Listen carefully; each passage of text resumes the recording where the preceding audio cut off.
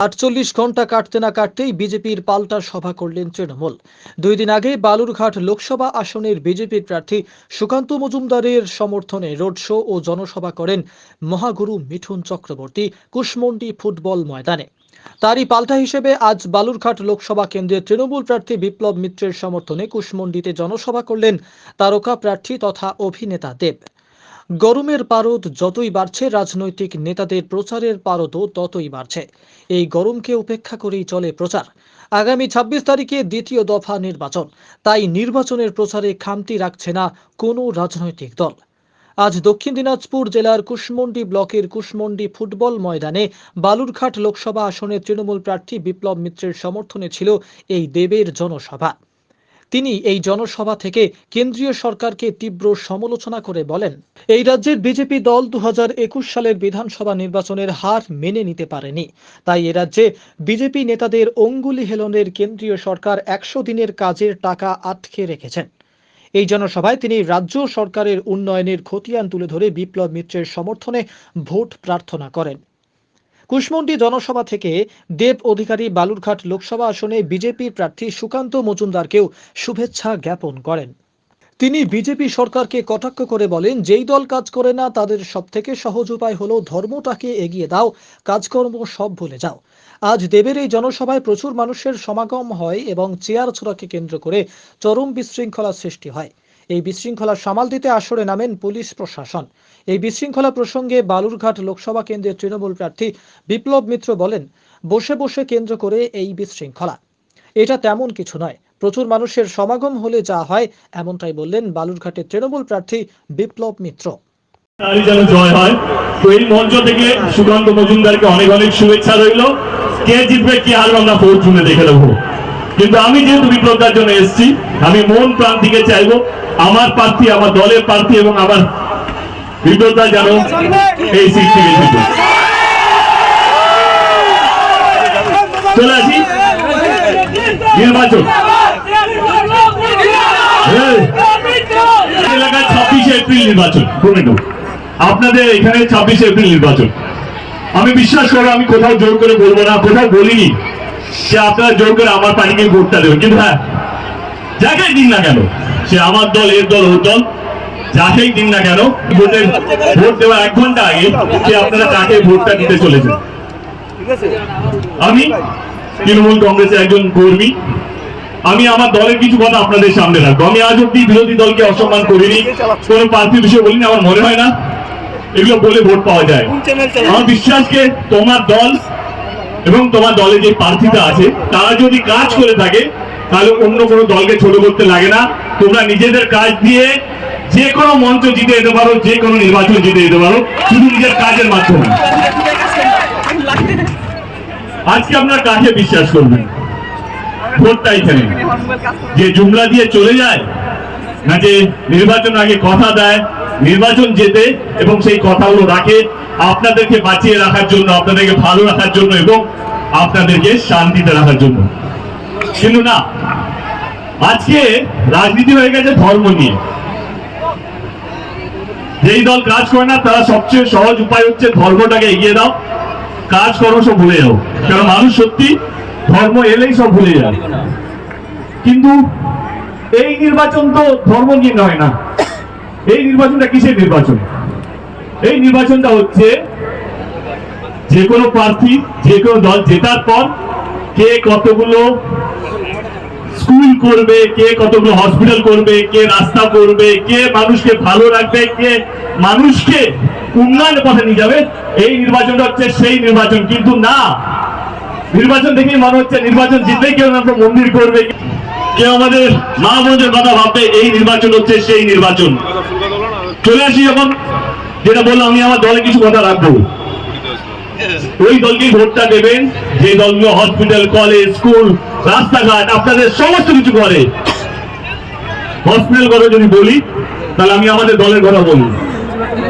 এই লোকসভায় আমাদের দল 2টি সুপার দিতে রেখেছে, সেইটা নিয়ে যদি ভোট হয়, কে হিন্দু মুসলিম না করে মানুষকে এগিয়ে রেখেছে, সেইটা নিয়ে যদি ভোট হয়, চোখ বন্ধ করে বলুন কে জিতবে তাহলে?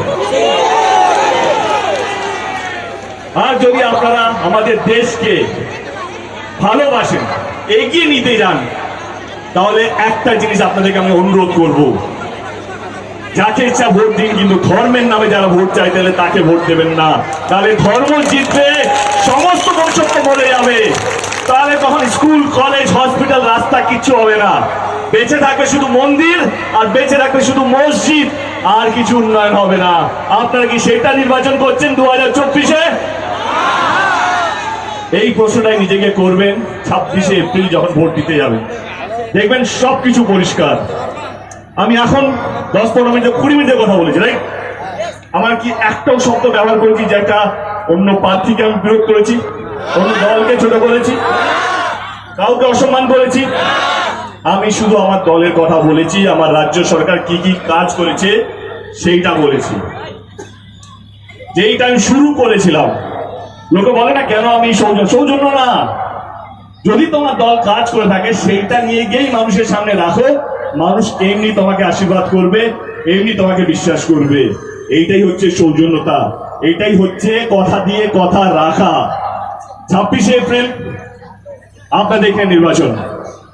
আমি তো চাই মন থেকে বিপ্লব জিতুক, কিন্তু আমার থেকে বেশি দরকার বালুরঘাটের মানুষ কি চায়। আমার আওয়াজটা যদি, আমার কথাগুলো যদি বালুরঘাটে প্রত্যেকটা মানুষের কাছে যদি পৌঁছে থাকে, তাহলে এটা পরিষ্কার ভালোবাসা আদায় করতে পেরেছে বলে জিতেছে। চলে আসে 2021-এ নির্বাচনের সময়, যখন করোনার তুঙ্গে, লকডাউন সব রিলিফ হয়েছে, নির্বাচনটা শুরু হয়েছে, তখন আমরা বিভিন্ন বিধানসভায় গিয়ে প্রচার করতাম। দিদি আমাদেরকে বলেছিল যে লক্ষ্মীর ভান্ডারের মতন প্রকল্প নিয়ে আসবে, স্বাস্থ্য সাথী কার্ডের মতন একটা প্রকল্প নিয়ে আসবে। বলে দিদি এটা কি? এইটা হলে প্রত্যেকটা মহিলাকে আমরা 500 টাকা করে দেবো। বলে এটা কি সম্ভব? হ্যাঁ দেব সম্ভব, কেন সম্ভব নয়? 2021-এ নির্বাচন হলো, আমরা 215টা সিট নিয়ে জিতেছি। মানে প্রথমবার বাংলায় তৃণমূল কংগ্রেস 200 পার করেছিল, শুধুমাত্র আপনাদের জন্য, আপনাদের ভালোবাসার জন্য, এবং আপনারা বিশ্বাস করেছেন বলে। 215টা সিট যে কোনো সরকারের জন্য চোখ বন্ধ করে 3 বছরের হানিমুন পিরিয়ড, কিছু না, কাজ না করলেও চলে। কিন্তু না, আমাদের সরকার, আমাদের নেত্রী জিতার 3 মাসের মধ্যে লক্ষ্মীর ভান্ডার প্রকল্পটা বাস্তবিক করেছে। এবার কার কথা আপনারা বিশ্বাস করবেন? বিশ্বাসই তো নির্বাচন কিসের? নির্বাচন তো কে কাকে বেশি বিশ্বাস করবে, আর কিছু না। আপনি আমার কথা বিশ্বাস করছেন, এইটাই নির্বাচন। আপনি আমার কথা বিশ্বাস করছেন না, দরকার নেই। এবারে আপনার কাকে বিশ্বাস করছেন, কার কথাকে বেশি বিশ্বাস করছেন, সেইটাই নির্বাচনের কথা হওয়া উচিত। আমাদের নেত্রী স্বাস্থ্য সাথী কার্ড, সমস্ত প্রকল্প, যেই প্রতিশ্রুতিগুলো ভোটের আগে দিয়েছে, সব কটা কিন্তু বাস্তবিক হয়েছে, সব কটা কিন্তু হয়েছে। একটা প্রকল্প এরকম নেই যেটা দিদি বলেছে নিজের মুখে আর সেটা হয়নি। এবারে চলেছে কেন্দ্র সরকার। 2021-এ হেরে যাওয়ার পর আমাদের সমস্ত টাকা আটকে দিয়েছে রাজ্য সরকারের, জিএসটির টাকা, 100 দিনের কাজের টাকা, আবাসন যোজনার টাকা, এবং অনেকগুলো জায়গায় যেখানে কেন্দ্র সরকার হাতটা মেনে নিতে পারেনি এবং বাংলাকে সমস্ত দিক থেকে বন্ধ করে রেখেছিল।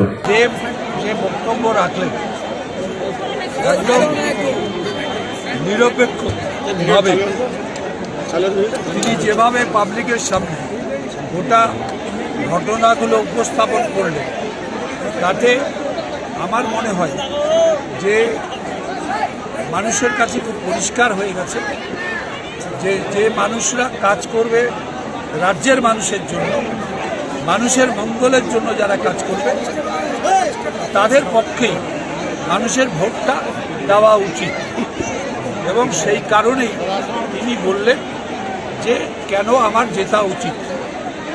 এবং আমার মনে হয় আজকে দেবের মিটিংকে কেন্দ্র করে এই যে হাজার হাজার মানুষ আজকে এখানে জমায়েত হয়েছে, এত গরম, তার মধ্যে সেটাকে অগ্রাহ্য করে যেভাবে মানুষ এসছে, এটা সত্যি সত্যি আশ্চর্যজনকভাবে আমাদের বিস্মিত। আমরা দেখেছি যে কিছুদিন আগে অভিনেতাদের কথাতেই তো পরিষ্কার যে মিঠুন চক্রবর্তী একটা উন্নয়নের কথা বলেন আর দেব উন্নয়নের কথা বলে, দুজনের হয়ে কাজ করতে চাইছে বলে মিঠুন চক্রবর্তীকে মমতা ব্যানার্জি রাজ্যসভায় পাঠিয়েছে কোনো ভোট ছাড়া, মানুষের ভোট ছাড়া। ওই জন্য উনি বোঝেনই নি যে ভোটটা করতে হলে মানুষের জন্য কাজ করতে হয়। উনি তো কারোর জন্য কাজ করেননি নিজের ছাড়া, নিজের জন্য যা সম্পদ তৈরি করেছেন। সিনেমা আর্টিস্ট হিসাবে নিশ্চয়ই বড়, অবশ্যই বাংলা ওর জন্য গর্বিত, আমরাও গর্বিত। কিন্তু আমাদের সাধারণ মানুষের জন্য কোনো কাজ, একটাও কোনো এক্সাম্পল উনি রাখতে পারেননি। এখন এত বয়স হয়ে গেছে, এখনো পর্যন্ত উনি রাখতে পারেননি যে এই কাজটা মানুষের জন্য উনি করে দিয়েছেন। আজকে এই মঞ্চে এটাই তৃণমূলের লোকেরা এই জেস্টারই দেখায়। অপরপক্ষ যে রকমই অসভ্যতা করুক, অভদ্রতা করুক, কিন্তু এই শিক্ষাই আমরা পেয়েছি এই দল থেকে। সুতরাং উনি দেখুন কীভাবে আজকে দেখে কীভাবে ভদ্রতা মেনটেন করে, সৌজন্য মেনটেন করে কীভাবে বিরোধী প্রার্থী তাকেও কিন্তু প্রশংসা করে চলবে। শেষ প্রশ্ন একদম, যে এই যে আর হাতে মাত্র এই করে দেখছেন না, আমাদের তো এখন আমি এখানটায়